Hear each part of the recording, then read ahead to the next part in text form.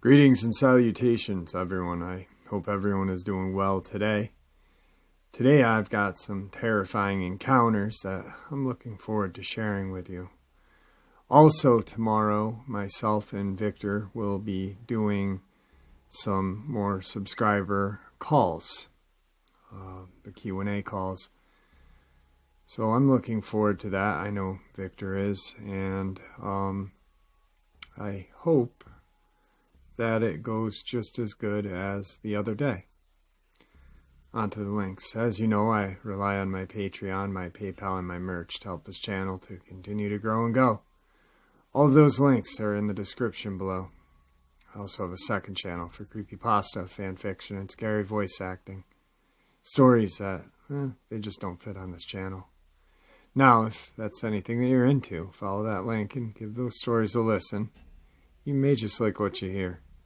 Now, I've taken enough of your time. Let's get on with today's upload. Shall we? Today's first encounter is a subscriber submission. Not really knowing where to place or how to categorize my experience, as it is not a traditional Dogman sighting. I feel compelled to write to you in hopes of understanding what I saw as a kid growing up in the 80s in a small, unincorporated town in Missouri. Jeffrey, my name is C, and over the last few months I've enjoyed listening to your stories of your audience, guest, and the insights of your channel. Although I teeter with self-doubt, I feel that I have a shared camaraderie with many here. However, whenever I have had an unusual or unnerving happening, that old experience resurfaces in my mind, never really gone, almost like an echo. I grew up as a river kid. My family's home sat on a bluff overlooking the Mississippi River, about 20 miles south of St. Louis. From the river, only the Burlington Northern Rail Line separated our property, which was about 10 acres of heavily forested mix of oak, cedar, hickory, and wild black raspberry thickets that are all common in the area. North, about a half a mile, was a dense slough, and south of us, more forest, and the limestone caves of Sulphur Springs. I used to spend my summer days scouring the shore of the Mississippi, building forts in the woods with my brothers and the neighborhood kids, and walking the tracks. Idyllic in so many ways. We were what you called cash poor, but spiritually rich. My grandpa bought the abandoned house and property for pennies in the early 60s. He grew up in the neighborhood, fascinated with the house, and bought it as a way to start his life with my grandma. With soaring 12-foot ceilings and sweeping river views, he made it livable again with a whole lot of hard work. Even though the house was never fully restored, it was beautiful. It was a remnant of the Victorian stateliness and built originally by a riverboat captain. The house also boasted 2 additional outbuildings, a barn and a servant's quarters. Both were razed to the ground when I was about 10 to protect my younger siblings, as the structures were far beyond repair and hazardous. My mom says she remembered her dad warning of hobos train hopping in the 60s looking for a dry place to sleep at night in the barn, which sat away from the main house about 100 yards out of sight down a sloped embankment. The house had its share of tragedies as well.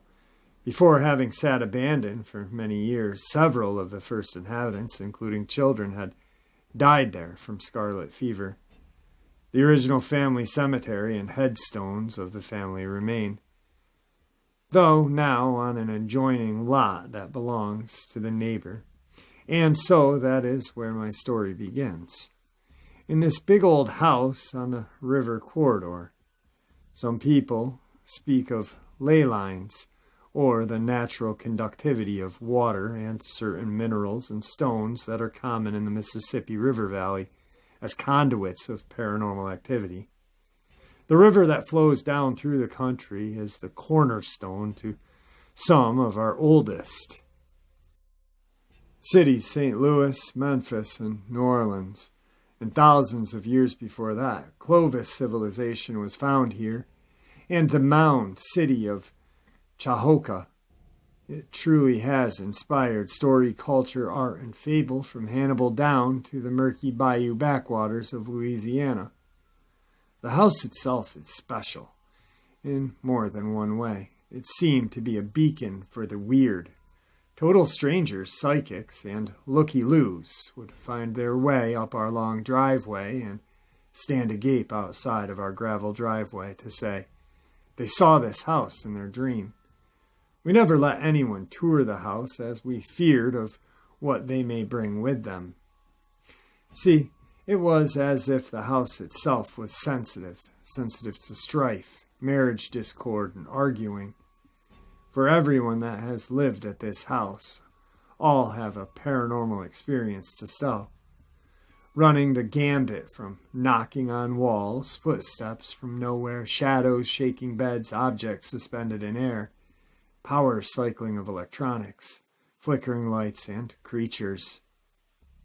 My grandfather that had restored the house died in the year before I was born. As he was failing, my mom and dad moved back in with my grandma to help her look after the old place.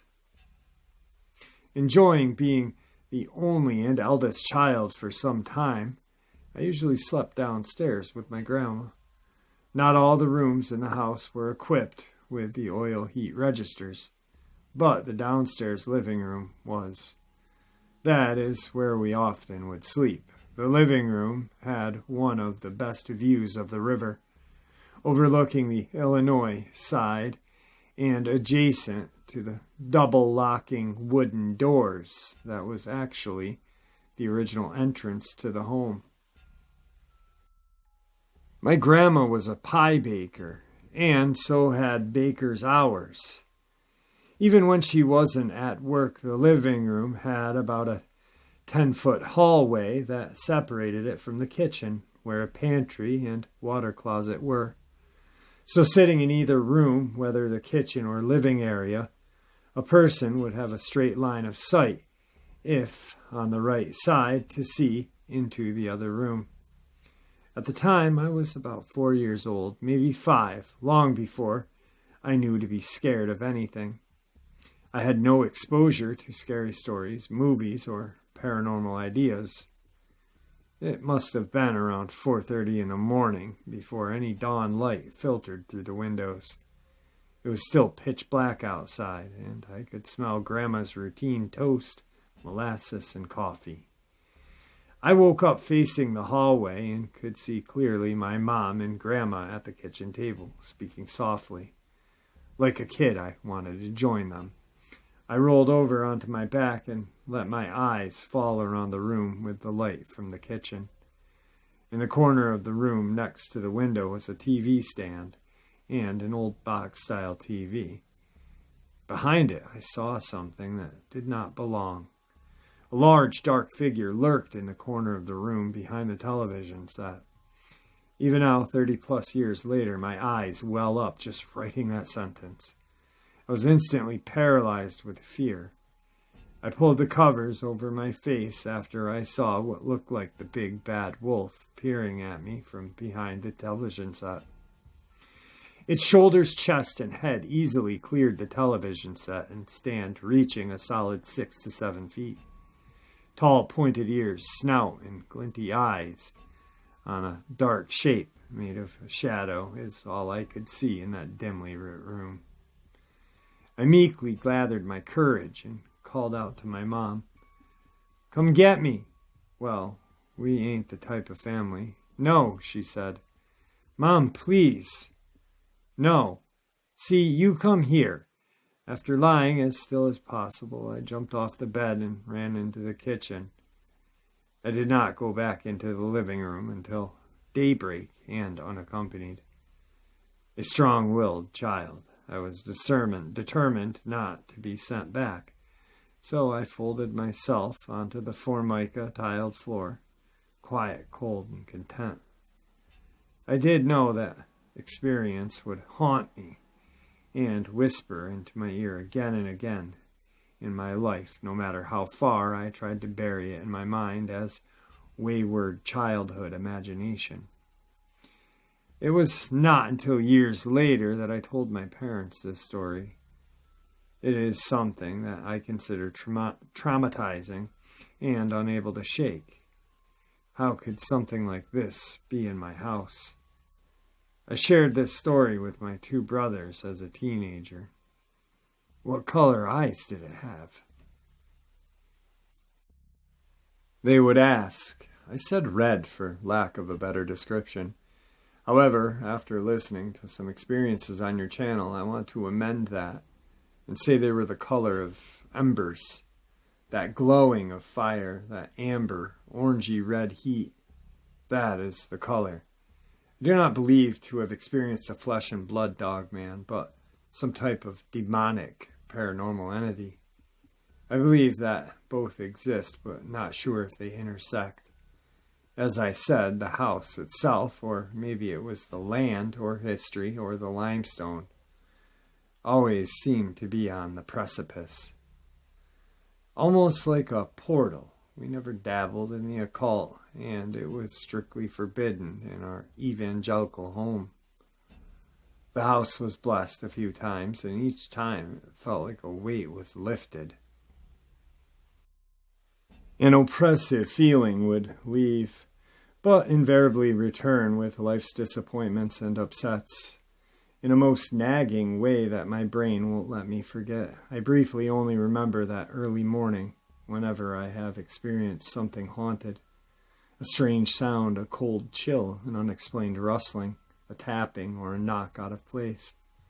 I remember being a teenager, approximately 10 years after seeing that thing and falling asleep with family watching TV, only to wake up absolutely paralyzed, realizing that I'm downstairs in that room by myself.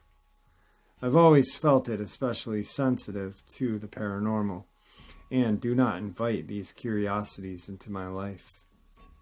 Because, as Dad always said, you go looking for the devil, you're going to find him.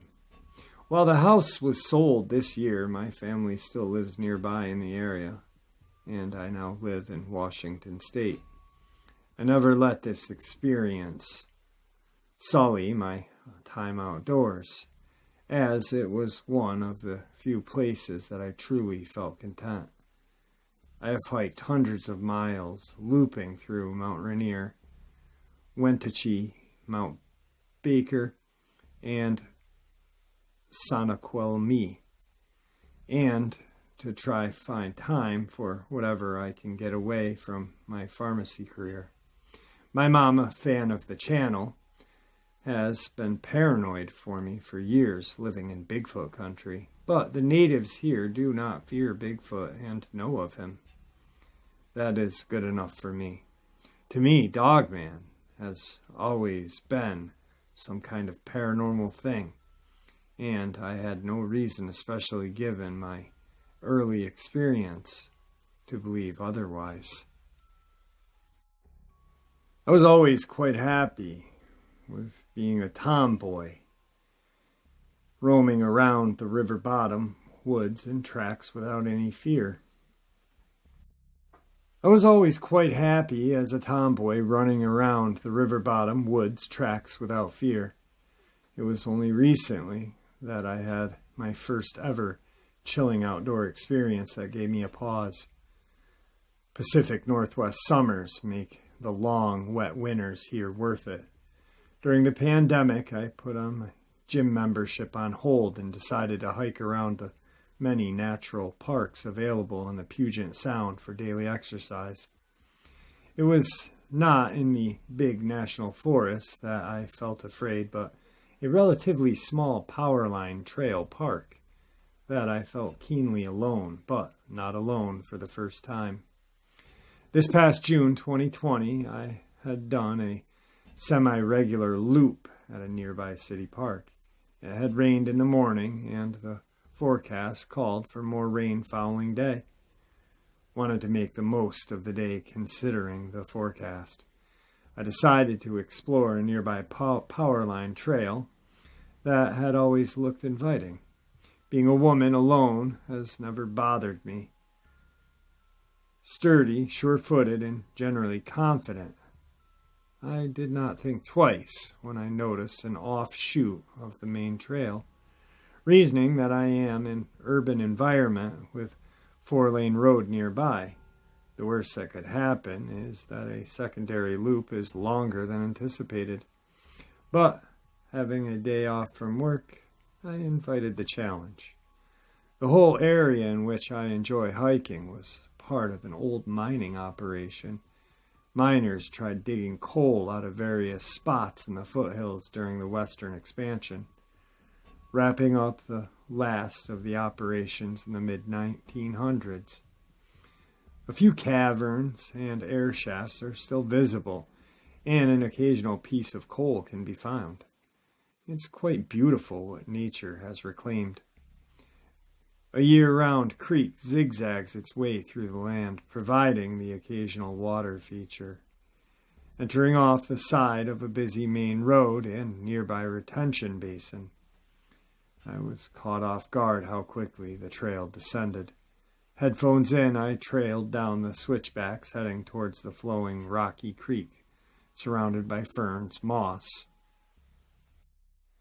In typical Pacific Northwest beauty, having traveled about a quarter of a mile, I remarked to myself that already the sound of the busy four-lane road was gone.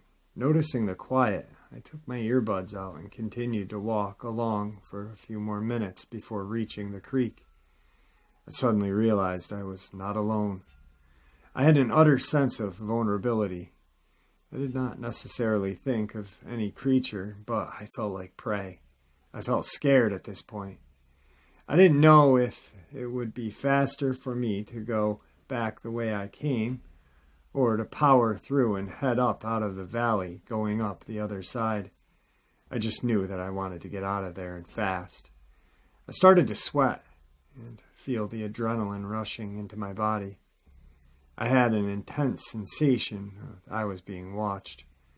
I decided to keep moving and not go back through the creek valley in case something or someone was watching me for sure. I just couldn't shake the feeling that I was being stalked. Although it was not hot out, I felt the sweat on my back and chest as I listened for every sound in that forest that day.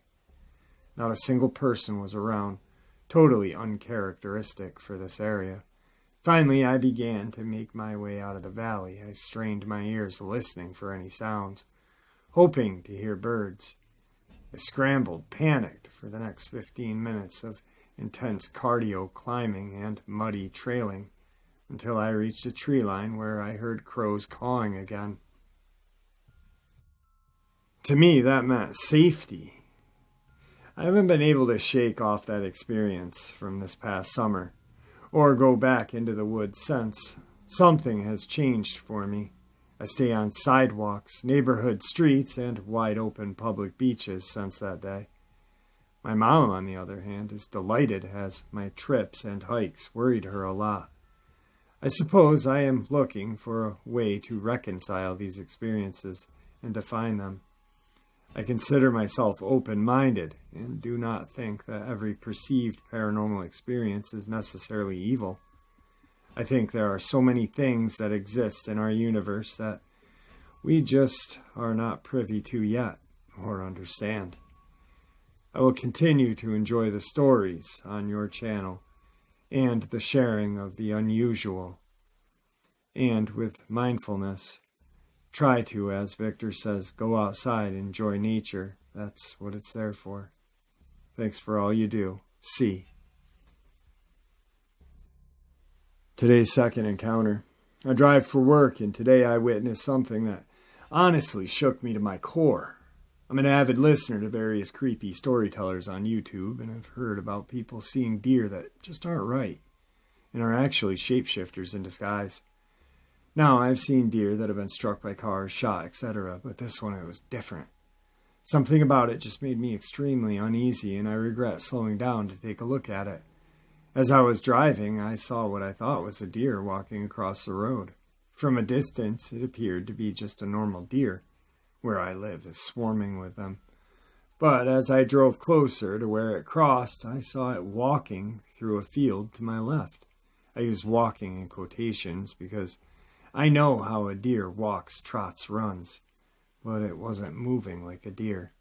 Its body, which was covered in a very dark, almost black fur, moved in a way that I can only compare to a rocking horse. Its legs, Jesus, its legs, they moved in exaggerated, spastic ways, not at all in any synchrony. They moved like spider legs, not front to back like a normal deer's gait, no. Out away from its body, slung high in the air with random, awkward footfalls. As I slowed to watch it, I realized what I was looking at, and my blood froze in my veins. Then it stopped. Facing away from me, I saw its head, as if held up by string, floppy, turned towards my vehicle. Its head came to a rest on its own back as it looked in my direction, as if it were a puppet that had just lost its operator. I don't know if it was looking at me or my vehicle, but I wasn't about to find out. I sped away, shaking, and my brain trying to comprehend what I had just seen. What the hell did I see? Was it a skinwalker? Some kind of horribly deformed deer? I've never ever felt such a wave of sickening uneasiness. I know what deer are supposed to look like and act, and whatever that thing was, I don't believe was a deer. Alright guys, there you have it, a couple of encounters. No excuses, but, well, these are not an excuse, but I really felt like I didn't give these stories their justice that they deserved. I don't know. I can hear it and I can feel it. I have not slept for 48 hours almost. And I'm tired, but I can't sleep. I'm frustrated and I'm incapable of doing something, fixing something and helping someone. And I can't. And it's driving me friggin' nuts. It's actually so frustrating that I almost feel sick from it. Not vomity sick, but just sick to the core, I guess. So I apologize. I know I sound like shit tonight. I really do. But I really wanted to do these 2 encounters for you guys. Just wish I did the story better justice. Anyway, we've got Victor Q&A tomorrow. I'll definitely put a little treat on this week for Thanksgiving. I don't even know. I don't know, guys. I'm sorry. I'm gonna try to get some sleep so I don't sound like a dog's ass tomorrow while I'm doing the Q&A with Victor, because it's just not fair, I guess. Anyway, have a good night, guys. Sorry for rambling. As you can tell, I hope I sleep tonight. Alright, thanks, guys. Bye.